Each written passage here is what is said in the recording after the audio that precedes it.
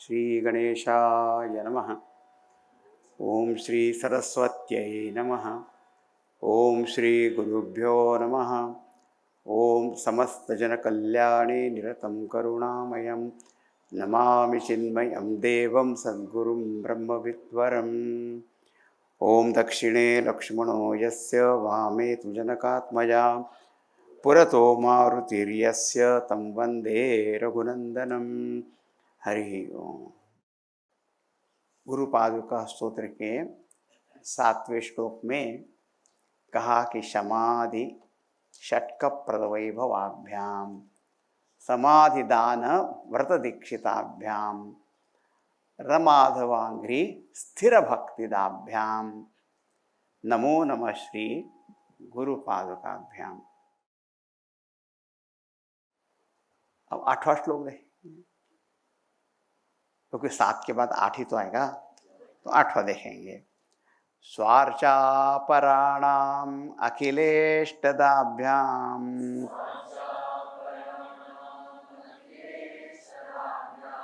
स्वाहा सहायाक्ष धुरंधराभ्याम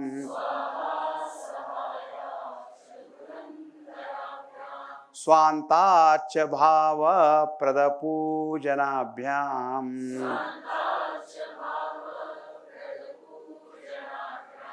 नमो नमः श्री गुरुपादुकाभ्याम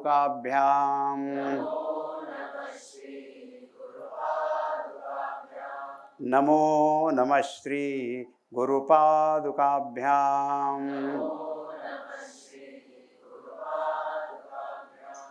स्वार्चा पराणाम अखिलेष्टदाभ्याम। ये गुरु पादुका का विषय क्या है? अखिल इष्टदाभ्याम। अखिल इष्टदाभ्याम ये शब्द पहले भी हमने देखा था। इष्ट माने प्रिय, तो आपको क्या क्या प्रिय है वो आपको देने वाले हैं। अखिल इष्ट में सभी कुछ प्रिय जो है आपको देने वाले हैं। अच्छा, और अखिल इष्ट माने अखिल सभी लोगों को, जो जो इनकी पूजा आराधना करेंगे उन सबको भी उनके प्रिय फल को देने वाली है। अब लेकिन प्रिय क्या होना चाहिए वो भी हमको समझ में आना चाहिए।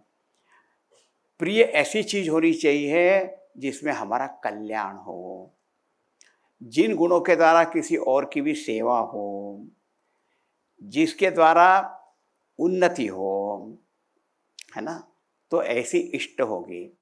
अभी पूर्व श्लोक में कहा समाधि षट्क प्रदवैभवाभ्याम, तो इष्ट क्या है?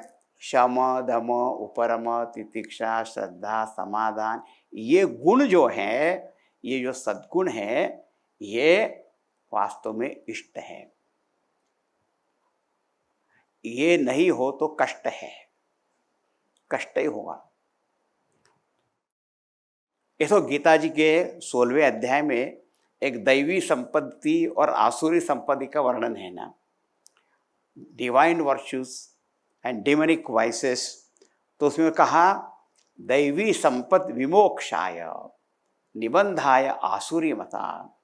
दैवी गुण जो है आपको बंधन से मुक्त करने वाले हैं, और जो आसुरी गुण है तो आप बंधन तो ऑलरेडी है ही, उसको और पक्का करने वाले हैं। तो और पक्का पक्का करेंगे। इसलिए कहा हमारे वास्तव में इष्ट क्या होना चाहिए। तो वैसे तो सामान्य में अलग अलग लोगों की प्रिय वस्तु हो सकती है, वो एक बात, लेकिन उस दिन भी हमने देखा था कि सबसे प्रिय आनंद ही है। शाश्वत आनंद हम सब चाहते हैं, वो सबसे इष्ट है, निश्रेयस है, सबसे बड़ा कल्याण वाला है। तो अखिलेष्टदाभ्याम। अच्छा, किसको मिला? तो बोले स्वार्चा पराणाम अखिलेष्टदाभ्याम। ये स्वार्चा पराणाम बड़े बढ़िया शब्द आ गया अभी यहाँ पे। देखो, अभी तो कहा रमाधव आंग्री स्थिर भक्तिदाभ्याम। हम भगवान के एक सगुण साकार रूप की पूजा करते हैं, है ना, वो अर्चा करते हैं ना, षोडशोपचार प्रकार 16 प्रकार से उपचार से भगवान के एक विग्रह होता है उसकी पूजा करते हैं। लेकिन यहाँ पे क्या, स्व अर्च, हाँ, आत्मार्चन हो गया। देखो देखो शास्त्रों में भी ऐसी बात कही, जब हम प्रारंभ में जो भी कुछ करेंगे तो प्रारंभ में क्या होता है कि आप जितनी भी मूर्ति पूजा कहो या प्रतिमा पूजा कहो, उपासना कहो, ये करो, धीरे धीरे धीरे जैसे मन और निर्मल और सूक्ष्म होते जाएगा तो फिर वो आत्मस्वरूप की ओर लगना चाहिए। हाँ, आत्मानुसंधानम, वह स्व अर्चा, आत्मा अर्चा, बड़ी बात हो गई। इसलिए देखो भक्ति की परिभाषा विवेक चूड़ामणि में शंकराचार्य ने कहा, स्वस्वरूपानुसंधानम भक्ति रित्य विधीयते, अपने आत्मस्वरूप का ध्यान करना यही बड़ी पूजा है। तुम पहले बाहरी पूजा से प्रारंभ करते हैं, लेकिन धीरे धीरे धीरे वो पूजा और अपने अंतर स्वरूप में जानी चाहिए। वो जब आ जाती है तो फिर किसी चीज की जरूरत ही नहीं रहती है, आप करो नहीं करो क्या। इसी से तीर्थ भी कहे जाते हैं। एक तो होता है भौगोलिक तीर्थ क्षेत्र होता है, हम तीर्थ यात्रा पे जाते हैं, वो एक तीर्थ हुआ। उससे ऊंचा होता है सत्संग का तीर्थ होता है। ये साधु संत चलते फिरते तीर्थ क्षेत्र हैं, उनका सत्संग करना चाहिए, वो बड़ा तीर्थ है। और सबसे बड़ा तीर्थ है यह स्वात्म तीर्थम भजते विनिष्क्रिया। ऐसे आत्मबोध ग्रंथ में सबसे आखिरी श्लोक शंकराचार्य जी लिखते हैं, आत्मतीर्थ, आत्मज्ञान, वो जो आत्मज्ञान है वो सबसे बड़ा है, सबसे ऊंचा फेर। हाँ, और अभी बता दिया कि वह होने पे आप दूसरा करो मत, ऐसा कहीं नहीं कहा, लेकिन आपकी भक्ति जो है और दृढ़ होती चली जाए कि यह जो आत्मस्वरूप मेरा हृदय में है वही बाहर पूरे जगत के रूप में भी है, और मेरे इष्ट भगवान जो हैं, अब किसी के होंगे राम, किसी होंगे कृष्ण, शिव, गणेश, जो भी है, इस प्रकार में। किसी ने गोस्वामी तुलसीदास जी से पूछा कि भगवान निर्गुण है कि सगुण है, तो उन्हें कहा अंदर निर्गुण है बाहर सगुण है। हाँ, अंदर निराकार है आत्मरूप से, और बाहर जो कुछ दिखाई दे रहा है वो भगवान का ही तो रूप है। हाँ, ऐसी बढ़िया बात बता दी। तो स्वार्चा पराणाम, पराणाम का अर्थ होता है जो इसमें तत्पर रहते हैं, इसको सबसे बड़ा लक्ष्य समझते हैं और उसमें रहते हैं। इसीलिए जब आत्मस्वरूप की प्राप्ति हो जाती है तो कुछ पाने की चीज बाकी नहीं बची रह जाती है। यह लब्ध्वा ना परो लाभः तद ब्रह्मेत्यवधारयेत्, सबसे बड़ा लाभ ऐसा है ये अपने आत्मस्वरूप का, उसको कोई छीन नहीं सकता, कोई उसको ले नहीं जा सकता, उसका कभी नाश नहीं हो सकता है ना। तो ऐसा लाभ सबसे बड़ा लाभ है, और वह एक ऐसा है पूर्ण है। तो पूर्ण परमात्मा की प्राप्ति हो जाए तो सारे के सारे इष्ट तो उसमें समा गए कि नहीं। देखो एक है समुद्र के ऊपर बहुत सी लहरें उत्पन्न हो रही हैं, मैंने एक लहर प्राप्त की, दूसरी लहर प्राप्त की, तीसरी लहर प्राप्त की, कब तक करोगे। और यदि मानो मुझे समुद्र ही मिल जाए तो समुद्र मिल जाए तो सबके सब उसमें समा गए। सोऽश्नुते सर्वान् कामान् अंसः ब्रह्मणा विपश्चितेति, ऐसा उपनिषद में कहा कि जब ऐसा ये ब्रह्म ज्ञान पर आत्मज्ञान हो जाता है तो सारी इच्छाएं पूर्ण हो जाती है, एक साथ सारी वस्तुओं की प्राप्ति हो जाती है, अलग अलग अलग पाने की कोई जरूरत नहीं रह जाती। ऐसी यह बात है। स्वार्चा पराणाम अखिलेष्टदाभ्याम, तो आप सगुण साकार की पूजा करते हो, अपनी कोई इच्छा प्रकट कर सकते हो। कुछ मांगना भी है ना तो भगवान से मांगना चाहिए, पड़ोसी के पास जा मत मांगना, भगवान से मांगो जो कुछ मांगना है तो। और मांग लिया, अपना काम हो गया। वो भगवान क्या रिप्लाई देंगे वो भगवान के ऊपर छोड़ो। हाँ, एक भक्त की है अर्जी और आगे तुम्हारी मर्जी। तो फिर भगवान जो चाहे सो कर कृपा, तेरो तुलसी है। अब मुझे तो कुछ चाहे तो मैंने आपको बता दिया, दे दो तो अच्छा है, नहीं दो तो भी अच्छा है। तेरे फूलों से भी प्यार, तेरे कांटों से भी प्यार, है ना। ऐसा वो भक्त होता है, वो ऐसा कहता है। वो सगुण साकार की भक्ति की बात हुई। और आत्मर्चा वो तो इतनी बड़ी है, सत्स्वरूपानुसंधानम। तो फिर तो कुछ पाने का रह नहीं जाता है, कुछ जानने का रह नहीं जाता है, कहीं पहुंचने की जरूरत नहीं हो जाती है, और अपने स्वरूप में स्थित हो जाता है। स्वार्चा पराणाम अखिलेष्टदाभ्याम। ये अगला जो कंपाउंड है ना, जरा कुछ थोड़ा विचित्र ही है। स्वाहा सहायाक्ष धुरंधराभ्याम, ये गुरु पादुकाओं का ही विशेषण है। तो बोलिए गुरु पादुका कैसे, बोले धुरंधर है। धुरंधर, ये धुरंधर शब्द जो हिंदी संस्कृत जानने वाले उन्होंने सुना होगा ना, धुरंधर। बड़े बड़े धुरंधर पंडित है। देखो, एक रथ है, चैरियट है या कार है, उसमें एक एक्सल होता है ना, एक्सल, वो उससे धुरा उसको कहते हैं, धुरा। वो ठीक है तो बराबर वो एक्सल टूट जाए तो अरे टूट गया। तो धुरम धरा, धुरम ने जो एक्सल है, धुरा धारण करना होता है। अब एक युद्ध भूमि में कोई गया, तो युद्ध भूमि में वो जो सेनापति वगैरह होते हैं, वो पूरी सेना का धारण करने वाले, नियमन संयमन मार्गदर्शन वो करने वाले होते हैं। धुरंधर होना चाहिए उनको, उनको धुरा संभालने आनी चाहिए कि अभी कहाँ से अटैक कैसे हो रहा है, तो अभी आपकी स्ट्रैटेजी कैसे होनी चाहिए, वो संभालना आना चाहिए। वो रणभूमि की धुरा धारण करने वाले हैं, ठीक है ना। कोई राजगद्दी पर बैठता है तो राज व्यवस्था को संभालना वो बहुत बड़ा कर्तव्य होता है ना।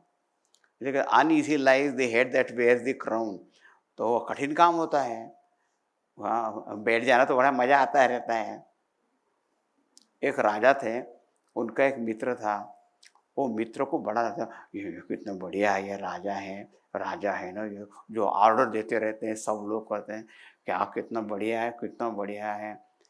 तो राजा ने एक दिन उसको बुलाया, अच्छा तुमको बड़ा अच्छा लगता है ना ये, आज एक दिन के लिए मैं तुमको राजा बना देता हूँ, और यह ऑर्डर, ये जो कहेंगे सब माना जाएगा। वो बड़ा खुश हो गया, बैठ गया, मेरा बोला। वो धीरे से उसकी नजर ऊपर गई तो देखा क्या, एक तलवार टंगी हुई थी और एक बाल से बंधी हुई थी, बाल, हेयर, वो कभी भी गिर सकती थी। हाँ, तो एकदम बोले ये क्या है, बोले जो यहाँ बैठते हैं ना उसके ऊपर ये हमेशा टंगी रहती है। बोले बाबा तू ही संभाल, ये सब मैं नहीं कर सकता। तो एक राज्य की धुरा संभालना। एक और बता, हमारे हनुमान जी मिले हैं राम लक्ष्मण जी से पहली बार, और कहा कि वो पर्वत के ऊपर सुग्रीव बैठे हैं, आप वहाँ पे चलिए। तो अरे हम ये थके कहाँ इतना ऊपर चढ़ के जाएंगे। हाँ, तो हनुमान जी ने कहा, मैंने कब कहा कि पैदल चलने के लिए, मैं यहाँ बैठा तो हूँ। एक को अपने इस कंधे पे, एक को, क्या दृश्य, धुरंधर है हनुमान जी। भगवान को, भगवान के भक्त को दोनों को अपने कंधे पे ले लिया, जा रहे हैं धुरंधर, भगवान को उठा लिया।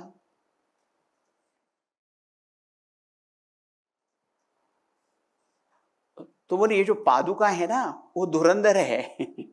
क्यों? गुरु के चरण कमलों का वहन करके लेके आते हैं कि नहीं? इतने बड़े गुरु, वो गुरु जब पादुका पहनते हैं तो पादुका ही तो उनका वहन करते हैं कि नहीं, और लेके आते हैं कि नहीं। इसलिए पादुका धुरंधर है। अब क्या होता है, एक एक चीज को समझाने के बहुत प्रकार के दृष्टांत देने पड़ते हैं, तब कोई धीरे धीरे बात समझ में आती है। धुरंधराभ्याम। अच्छा, एक किसकी धुरा धारण कर, किसको, जैसे हनुमान जी ने तो राम लक्ष्मण को उठा लिया कंधे पे, तो ये किसको उठा रहे हैं? वो गुरु को। ये गुरु कौन है? तो बोले स्वाहा सहायाक्ष धुरंधराभ्याम। स्वाहा सहायाक्ष क्या होता है भाई?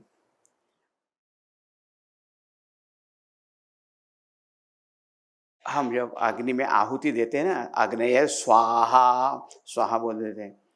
अग्नि जो देवता है ना, उनकी पत्नी का नाम है स्वाहा। ओ अच्छा, स्वाहा सहाय माने स्वाहा पत्नी जिनकी सहाय है, पत्नी है, वो कौन हो गए? बोले अग्नि। अग्नि भगवान हो गए। और अक्ष माने आंख। तो ये स्वाहा सहायाक्ष, ये किसका नाम हो गया? बोले शिव जी का। अरे आप लोग बहुत पता नहीं कहाँ से कहाँ लेके जाते हो। तो शिव जी के तीसरी आंख है ना, है? बोले हाँ। वो जो कामदेव आया वो तब भंग करने के लिए, तो तीसरी आंख खोल के जल के भस्म हो गया। तो वो शिवजी जिनकी तीसरी आंख अग्नि है, और वह शिवजी शंकराचार्य के रूप में आ गए। बोलिए शंकराचार्य भगवान की जय। मैंने पहले दिन कहा था, ये पूरा स्तोत्र जो है भगवान शंकराचार्य जी की स्तुति में है। हाँ, तो ये परोक्ष रूप से बता दिया, शंकरम शंकराचार्यम केशवम बादरायणम सूत्रभाष्य कृतो वंदे भगवंतो पुनः पुनः। शिव भगवान ही शंकराचार्य हो गए, विष्णु भगवान ही वेद व्यास जी बन गए, रूप में आ गए, उनको हम नमस्कार करते हैं। तो यहाँ पे स्वाहा सहायाक्ष धुरंधराभ्याम, तो ये पादुका हैं, ऐसी सेवा कर रही हैं भगवान शंकराचार्य जी की।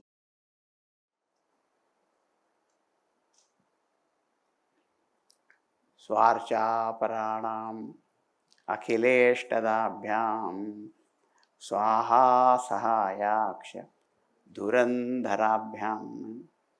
हाँ, ये पादुकाएं गुरु को हमारे पास लेके आ जाती हैं।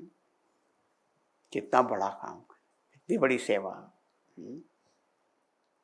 स्वांताच्छ भाव प्रद पूजनाभ्याम, और जो इन गुरु पादुका की पूजा करते हैं उनको स्वांताच्छ भाव, स्व अंत अच्छा भाव। देखो ये अच्छे शब्द जो है ना, वो संस्कृत भाषा का है। या हिंदी में तो बहुत प्रयोग करते हैं, अच्छा अच्छा है, अच्छा है। लेकिन ये अच्छे शब्द संस्कृत है, ये बहुत लोगों को पता नहीं है।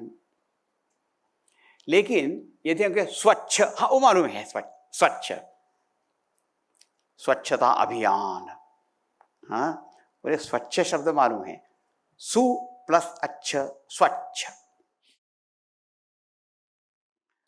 स्व अंत माने अपना स्वयं का जो अंतःकरण है, उसमें अच्छा भाव उत्पन्न करने वाले ये गुरु पादुका है। स्वांता अच्छ भाव प्रद पूजनाभ्याम, अंतःकरण की शुद्धि देने वाली है। और अंतःकरण में ऐसे ऐसे श्रद्धा भक्ति ज्ञान वैराग्य प्रेम अहिंसा करुणा दया, ऐसे सारे गुणों को दे देती हैं, तो मन निर्मल हो जाता है। तुलसीदास जी ने लिखा, स्वांत सुखाय तुलसी रघुनाथ गाथा भाषा निबंध मति मंजुल मातनोती। और लिखते हैं कि मैं जो रामचरित मानस जो लिख रहा हूँ, स्वांत सुख है, अब अंतःकरण के सुख के लिए। और अंतःकरण में सुख कब होता है? जब मन निर्मल होता है तो अंत, नहीं तो हमारा सुख बाहर बाहर बाहर बाहर होगा तो कुछ मजा ही नहीं आएगा। हाँ, अब ये चीज़ चली गई, वो चीज़ चली गई, ऐसा हो गया, वैसा हो गया। हाँ, तो जब देखो तो दुखी-दुखी होते रह जाएँगे रहे लोग।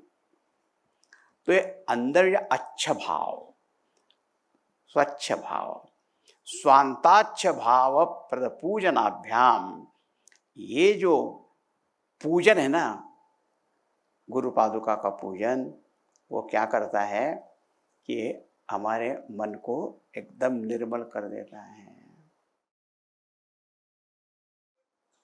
निर्मल मन जन सो मोहि पावा, मोहि कपट छल छिद्र न भावा। ऐसा कहा कि जिसका मन निर्मल होता है उसको भगवान की प्राप्ति हो जाती है। छल कपट करने से कोई प्राप्ति नहीं होती है। इसलिए गोस्वामी जी ने भी सीता जी की वंदना करते समय एक ही चीज मांगी है, मन की निर्मलता। जनक सुता जग जननी जानकी, अतिशय प्रिय करुणा निधान की, ताके जुग पद कमल मनाऊं, जासु कृपा निर्मल मति पाऊं। जिनकी कृपा से निर्मल मति प्राप्त होती है। हाँ, जब मन निर्मल हो जाता है ना तो फिर क्या, मन चंगा तो कटौती में गंगा।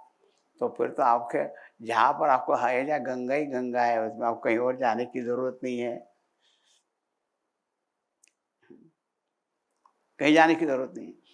ये सब मिल सकता है यदि हम भगवान के और ये गुरु जो पादुकाएं हैं, हाँ, इनका पूजन करेंगे, अर्चन करेंगे, इनकी महिमा का श्रवण करेंगे, महिमा का चिंतन मन करेंगे, मन में स्मरण करेंगे, का सेवन अर्चन वंदन करेंगे, तो ये सब चीज़ प्राप्त हो सकती है। यही इस श्री गुरु पादुका स्तोत्रम का सार है। स्तोत्र माने स्तुति, स्तुति करने से त्र माने आपकी रक्षा हो जाएगी। हाँ, तो फिर कोई डरने की बात नहीं। ऐसे ये 8 जो है, अभी ये श्लोक हो गए, अभी एक श्लोक और है। हाँ, है तो सही, उसको पढ़ लेते हैं, अगली क्लास में उसको देखेंगे, लेकिन अभी उस श्लोक को पढ़ लो। ये अंतिम श्लोक है, वो कहते हैं last but not the least. हाँ, कामादि सर्प व्रजगारूढ़ाभ्याम,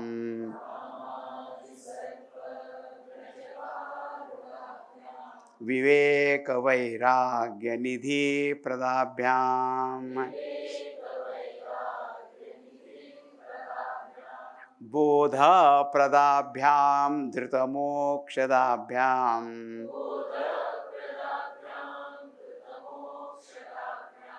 नमो नमः श्री गुरुपादुकाभ्याम,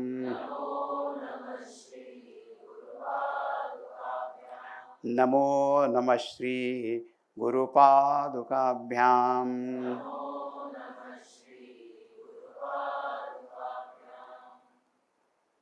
द्रुत मोक्षदाभ्याम, ये आपको जल्दी से मोक्ष प्रदान कर देती है। अच्छा, मोक्ष प्रदान कर देती है, तो इस मोक्ष प्राप्ति के लिए आपको एक निधि की आवश्यकता है। वो कौन सी? विवेक वैराग्य निधि प्रदाभ्याम। पूर्व श्लोक में समाधि षट को तो बोला, वो विवेक वैराग्य नहीं बोला था, तो अभी विवेक वैराग्य बोला, और मोक्ष ने मुमुक्षुता भी आ गई, सब साधन चतुष्टय आ गए। हाँ, तो विवेक वैराग्य निधि प्रदाभ्याम और कामादि सर्प व्रजगारूढ़ाभ्याम। ये कामादि सर्प जो है ना, काम क्रोध इत्यादि, वो सबको निवृत्त कर देने वाली। ठीक है, तो ऐसे आपको संकेत मात्र किया, लेकिन इसका और विशेष अर्थ जो है हम अगले इसमें देखेंगे। नमो नमः श्री गुरु पादुकाभ्याम। अब भगवान नाम स्मरण कर कीजिए।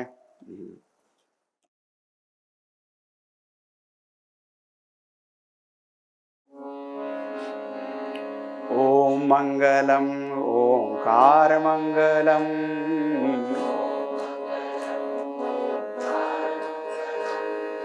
गुरुमङ्गलं गुरुपादमङ्गलम्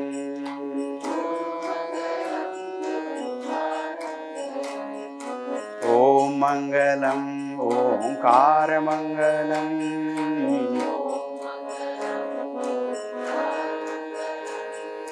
गुरुमङ्गलं गुरुपादमङ्गलम्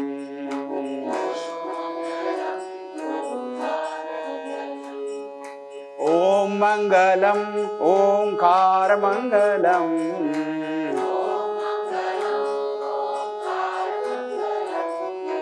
ॐ मङ्गलम् ओङ्कारमङ्गलम्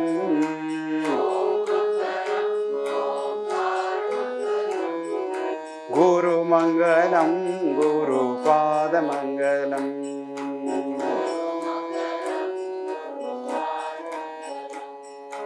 गुरुमङ्गलं गुरुपादमङ्गलम्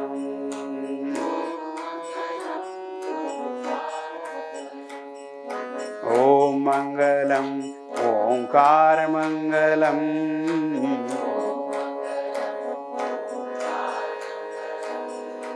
गुरुमङ्गलं गुरुपादमङ्गलम्